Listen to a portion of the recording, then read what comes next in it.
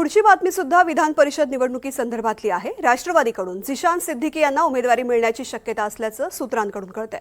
अजित पवार गटाकडून विधान परिषदेकरता एक उमेदवार दिला जाणार आहे। झिशान सिद्दीकींच्या नावावरती शिक्कामोर्तब होण्याची शक्यता असल्याची माहिती सूत्रांकडून मिळतेय।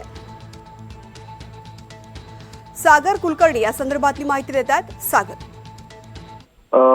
आता विधान परिषदेची निवडणूक जाहीर झालेली, त्यामध्ये राष्ट्रवादीच्या पदरामध्ये एक जागा पडते। त्याच्यामध्ये झिशान सिद्दीकी यांच्या नावाला शिक्कामोर्तब होण्याची शक्यता अधिक वर्तवली जाते।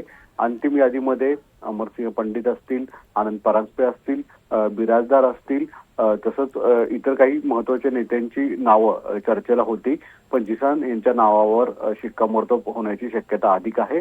याबाबत अधिकृत घोषणा आज रात्री उशिरा पार्टीकडनं होण्याची देखील शक्यता आहे। पण आपणास माहिती आहे की झिशान सिद्दीकी हे 2024 मध्ये बांद्रा पूर्व इथून निवडणूक लढवली होती आणि राष्ट्रवादी काँग्रेसच्या वतीने उमेदवार असताना देखील त्यांचा पराभव झाला होता। तिथे आता पुनर्वसन जे आहे ते झिशान सिद्दीकीचं होताना दिसून येईल आणि मुस्लिम चेहरा झिशान सिद्दीकीच्या माध्यमातून देण्याचा प्रयत्न केला जातोय।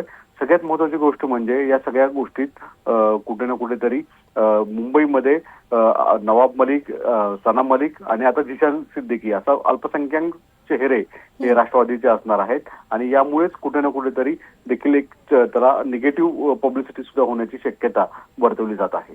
निश्चित सागर, धन्यवाद सविस्तर माहितीसाठी।